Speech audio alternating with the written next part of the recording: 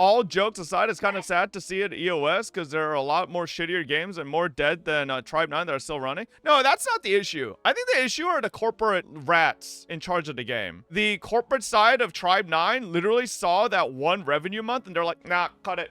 We're out. They literally didn't even want to like see if it could improve. They just immediately cut the cord. It's actually sad as fuck. Obviously, we don't know how much they put into like the investment behind developing the game. Maybe it was really fucking expensive, but like the real fucked up question is, why are they extending the game until November? What the fuck is anybody gonna do in Tribe 9 until November? It's not just revenue. They can see how many new players they are getting and how many are quitting. This is another point I have. I just don't think Tribe 9 advertised their game as well as they should have. You could shit on MiHoYo for a million things, but you cannot shit on them for their marketing. MiHoYo, there's a reason they spent what, $1 billion on marketing. Those motherfuckers know what brings in the fucking players. They know where to market. Tribe 9, they sponsored some streamers. They had some ads on TikTok and Instagram. That was it. Great marketing, I guess. Wow, the reach was insane.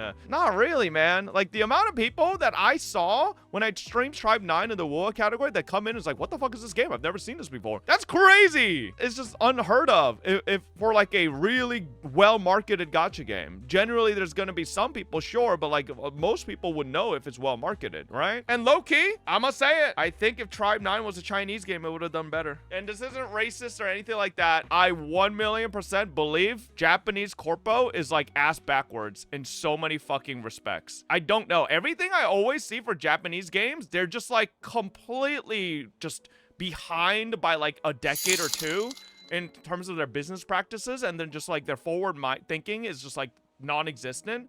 Like, I don't know why. It wouldn't be Tribe 9. You're right. It wouldn't be Tribe 9. It would be Tribal Impact 3rd. Should have been a paid story game. I heard there were some rumors of, like, on the JP side asking if the devs would be willing to do, like, a single-player game, which I would be down for. I would play through that story. It's such a letdown that there just isn't a continuation of the story more than anything. T9 right? is good. It's just the devs are too easy to give up. Lamau PGRCN used to be more fucked up than T9, yet they are still strong. Exactly. Devs should have moved right? to CN. There's so many gacha games I've seen that have completely slumped and had absolutely getting cooked by their community and were like in the dumps for revenue, and then they fucking bounce back. Black Beacon is right? going to end up lasting longer than EOS 9 It just really doesn't make sense. PFFTTT won the genetic development team region. Bro, okay, you know what that is though? Like, that's the thing. Most gacha developers will see a slump or will see an issue. They'll do like a devs listen, whatever, and then fix the issues and then try to fucking fight through it. Tribe 9 literally was like, first speed hump, oh my god, that's a little too much for us. We're done. We're out.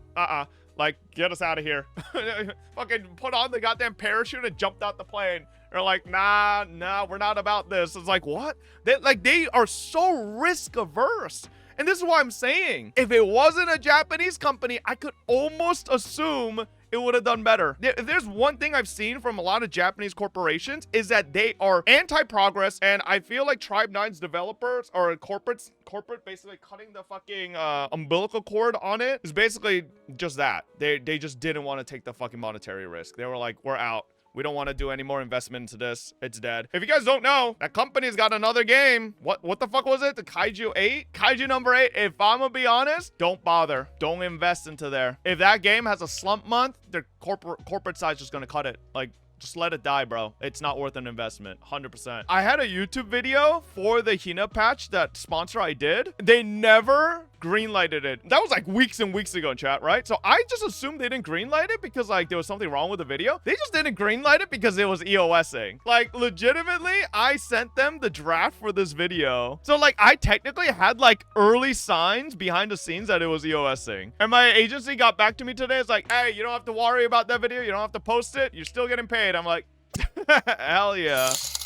Upload it? Hell no, I ain't uploading it. Here's my Prime month. Is your money that's spent on Tribe 9 gone now? Or maybe you can request it back or request it back? No, I'm not gonna do that. The few months I played Tribe 9, I had a pretty good time. I love the characters. Like, I like Suruko, I like Hina. I had a good time. I'm not gonna fucking refund it. At least you have one less gacha to quit when more games come out. What are you talking about? I literally did a chart of gachas I'd quit and I crossed off Tribe 9 already. I had already crossed out Tribe 9, bro. Like, if I was being completely honest, unless Tribe 9 locked in and gave me some endgame, that game was gonna get crossed off as well. Because sure, I could just keep playing Tribe 9 for story, but I want a little bit of endgame in my gacha games, right? There's got to be a reason to want to min-max my characters, and there just wasn't. I don't want to like leak anything from my DMs for like sponsors here, but when I do a sponsored video and I send them a draft and they don't reply for 3 weeks, I had an assumption. When a sponsor doesn't get back to you for 3 weeks on a draft video, probably a sign that something's happening. Explain this? What the fuck is this? Tribe 9 EOS. Tribe 9 sales below expectation. Operation review underway. Why do you... Everything I said up until now on Tribe 9, I was just trying to be positive about it. Now, if you want me to like sit here and just doom post games, sure. But like, I feel like there's enough people that already doom post games. If you guys want me to turn into drama slop doom poster, then I could do that. I just don't think that's like productive. I think it's better to just let people enjoy what they enjoy. Because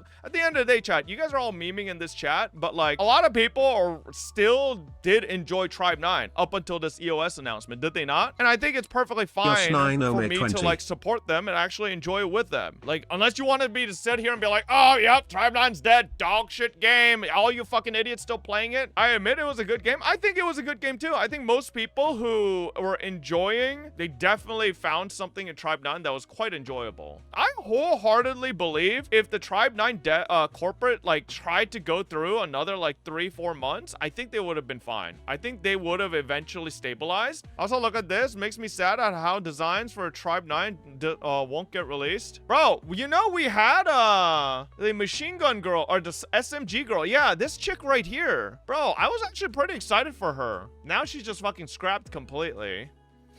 It's just a little unfortunate. Like, besides her, like, there's like maybe 2 or other characters I'm interested in. Everybody else look like bums. Low key. Look at the far left, 3rd row. Yeah, bro, this one's a classic. This one's a classic. Some shit out of Bobobo, bro. Maybe next time get more Gooner bait units. Yeah, but isn't that the true tragedy? We live in a world where if Tribe 9 just went the Snowbreak route and just full on like made Giga Gooner stuff, it probably would have bounced back. We live in an era where that's what it takes to fucking do well as a gacha game. Just fucking ditch everything and just make tits hang out, right? It is what it is. What could have been? Bro, you remember how I was so excited for the VTuber character if she was going to be playable as well? Absolute tragedy. For some reason, I hear a lot of people say that the Dangan art style just isn't for everybody, but I love the Dangan art style, right? I really like the style. I like how the characters look. It's unfortunate.